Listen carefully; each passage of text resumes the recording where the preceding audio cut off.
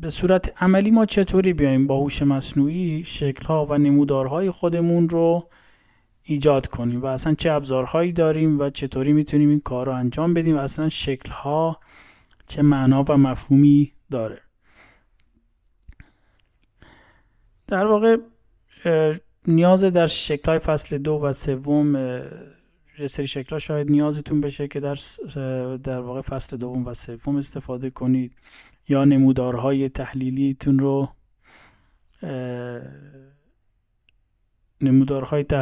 بیارید استفاده کنید، یا مثلا اگر دردسرای فتوشاپ و اینا رو هم نمیخواید که داشته باشید میایید از این ابزارها استفاده میکنید. در واقع یکی از بزرگترین اشتباهات دانشجویان اینه که فکر میکنن شکل و نمودار یه چیز فرعی هست، در حالی که استاد و داور قبل از اینکه متن رو بخونه اول به شکل‌ها نگاه میکنه. اگر شکلات ضعیف باشه ناخودآگاه فکر میکنه کل کارت ضعیفه. پس ما تو این درس میخوایم کاری کنیم که حتی اگر طراحی بلد نیستی بتونی حرفه‌ای ترین شکل‌های پایان نامه رو با هوش مصنوعی بسازی.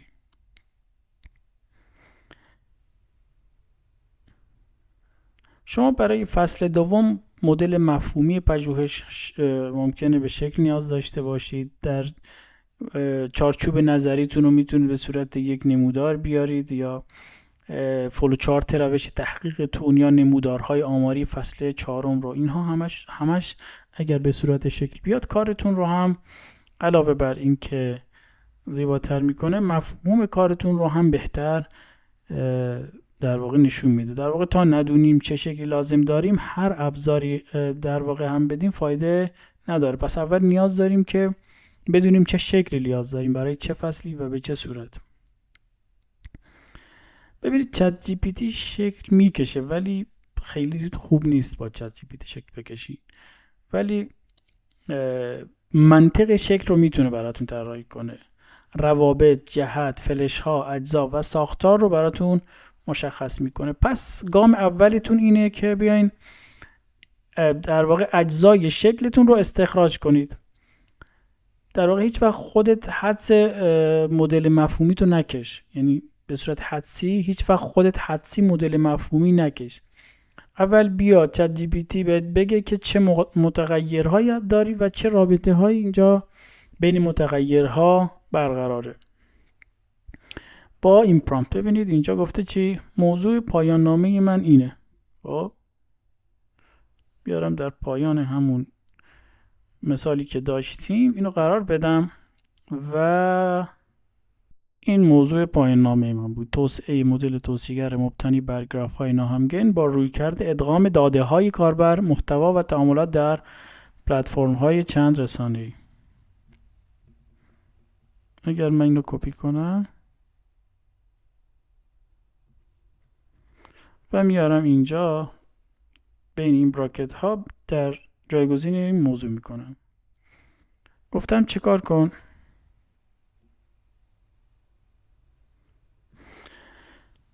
گفتم این موضوع پایان نامه من لطفاً متغیرهای مستقل، وابسته و میانجی رو مشخص کن، نوع رابطه بین آنها رو توضیح بده، ساختار یک مدل مفهومی استاندارد، در واقع استاندارد دانشگاهی پیشنهاد بده. من اینو ارسال میکنم و منتظر پاسخش میمونم. جا بهتون متغیرهای پژوهش، متغیرهای مستقل، ویژگی‌های کاربر، ویژگی‌های محتوا، داده‌های تعامل، این سه تا متغیر در واقع مستقلن، متغیرهای میانجی و متغیرهای وابسته. نوع رابطه بین متغیرها به این صورت اینجا اومده: رابطه مستقیم و غیر مستقیم، و ساختار پیشنهادی مدل مفهومی هم اینجا گفته به این صورت قرار میگیره. بعد از اینکه اومد براتون متغیرها رو مشخص کرد، شما چند تا ابزار دارید. در واقع الان میدونید که چند تا باکس دارید، فلش ها از کجا به کجا هستن، مدل مفهومی در واقع علمیه نه در واقع سلیقه‌ای. یکی از ابزارهایی که میاد برای شما مثلا چیز میکشه، نمودار میکشه، در واقع ابزار draw.io است. draw.io draw.io. draw.io در واقع با آدرس draw.io.com هست و وقتی وارد سایتش بشید با همچین در واقع صفحه روبرو میشید که با گزینه در واقع کلیک روی استارت میرید و وارد قسمت رسم نمودار میشید و اینجا میتونید نمودار خودتون رو از طریق این شکل ها رسم کنید. در واقع این شکل ها هر کدوم نشان دهنده یک چیز خاص هستند.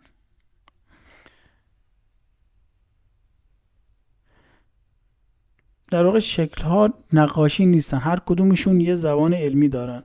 اگر زبانشون رو بلد نباشی، حتی اگر شکل قشنگ بکشی، استاد میفهمه که علمی نیست.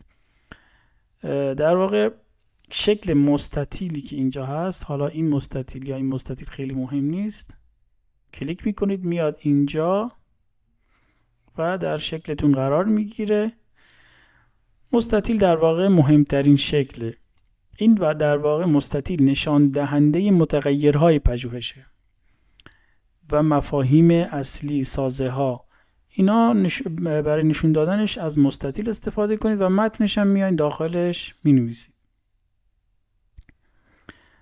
هر چیزی که اسم علمی داره و قرار اندازه گیری بشه تقریبا همیشه با مستطیل نشون داده میشه. شکل بعدی بیزی هست.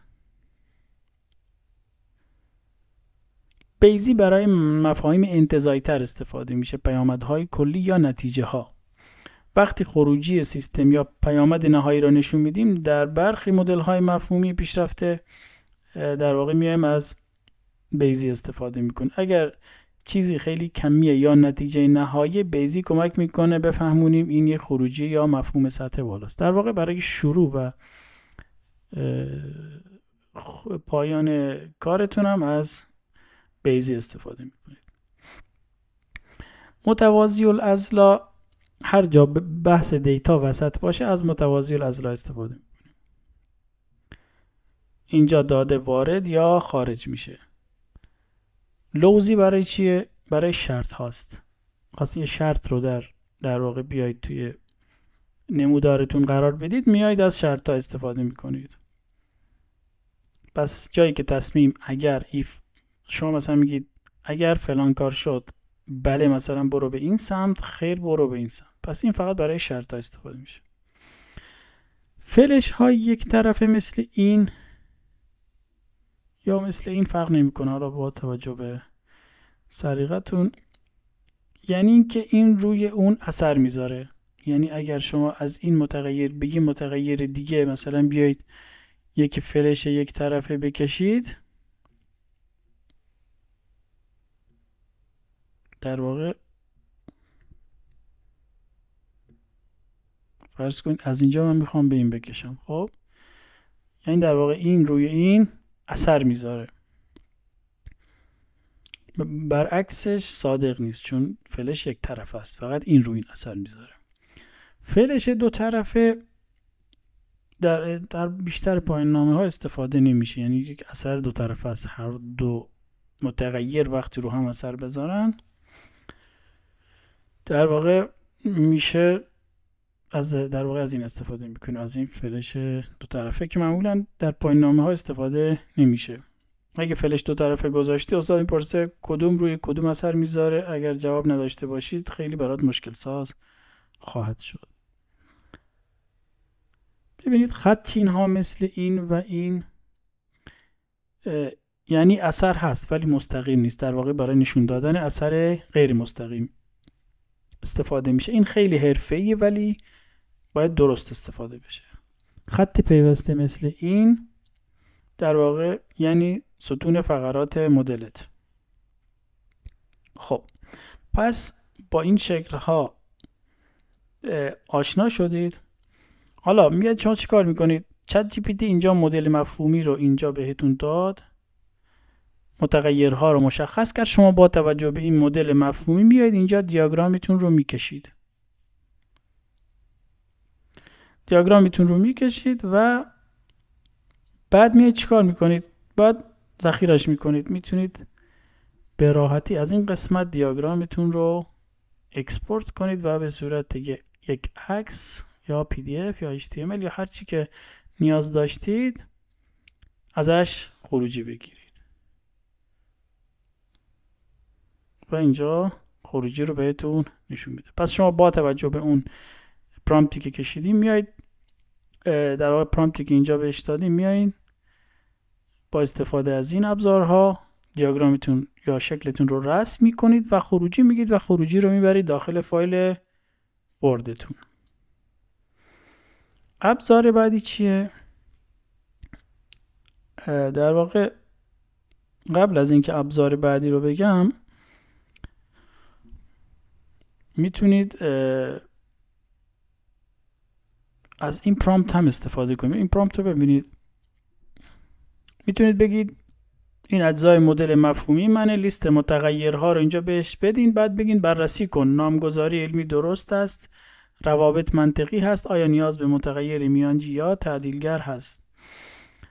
اگر در واقع شک داری فلش ها یا نامگذاری ها درسته یا نه، از این پرامپت استفاده کن تا بهت بگه که آیا درستن، نیستن، روابطشون درسته یا خیر. یک ابزار دیگه که شما میتونید به کمک اون در واقع بیاید و شکل بکشید و نمودار بکشید، پاورپوینت. خیلی راحته، میتونید از قسمت اینسرت در واقع شیپ بیایید شکلاتون رو رسم کنید. مثلا من اینجا یه بیزی دارم و حالا میتونید داخلش متن تو بنویسی.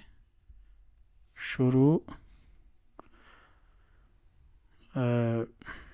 بعد مثلا یه فلش دارم یک طرفه و مثلا میام چیکار میکنم، وصل میشه مثلا به یه دونه متغیر اینجا و به همین صورت میتونید شیپ هایی که نیاز دارید رو وارد کنید و در نهایت بیاید چیکار کنید، حالا اینا رو کوچکتر بزرگتر کنید و از اینجا بیاید اکسپورتش کنید تا در واقع سیو از کنید تا بتونید یک شیپ اینجا فرمتش رو چیکار کنید به صورت عکس، مثلا JPG یا در واقع PNG بیاید ذخیرش کنید. مثلا مثلا میگم PR مثلا 2 اسمشو میذارم، یه اسم دل بخواه میذارید و ذخیرش میکنید. گفتم فقط همین اسلاید ذخیره کن و اینجا برای من اومد و اون شکل رو برای من ذخیره کرد. به همین راحتی شما میتونید از پاورپوینت، چرا اینجا از پاورپوینت میتونید بهتر استفاده کنید؟ چون میتونید فونت ها رو مدیریت کنید، خروجی تمیز کنید و ویرایش سریعتر بگیرید. به همین راحتی. در واقع اگر شکل رو مستقیم از پاورپوینت ببرید توی ورد، دیگه از 90% دردسرهای فرمت خلاص میشی. بعد میتونی در واقع نمودارهایی که ایجاد کردی رو بیای با چت جی پی تی تحلیل کنی با این پرامپت. این داده های آماری منن، داده ها تا اینجا میاری، بعد ازش میخوای که چیکار کنه، چه نوع نموداری مناسب است، محور افقی و عمودی چه باشند، چه پیامی باید منتقل کند. در واقع در ورد هم شما دیگه، در خود ورد هم شما میتونید یه سری نمودار که حالا اینا رو قبلا بهتون گفتم، میتونید در ورد هم از قسمت چارت ها در واقع بیاید و نمودار وارد کنید. سعی کنید شکلاتون هیچ وقت بدون عنوان نباشه، فونت های غیر رسمی استفاده نکنید، رنگ های فانتزی به هیچ عنوان استفاده نکنید، شکلی بدون ارجاع وجود نداشته باشه، حتما در متنتون به شکلاتون ارجاع بدید، مدل مفهومی بدون توضیح هیچ وقت نداشته باشید.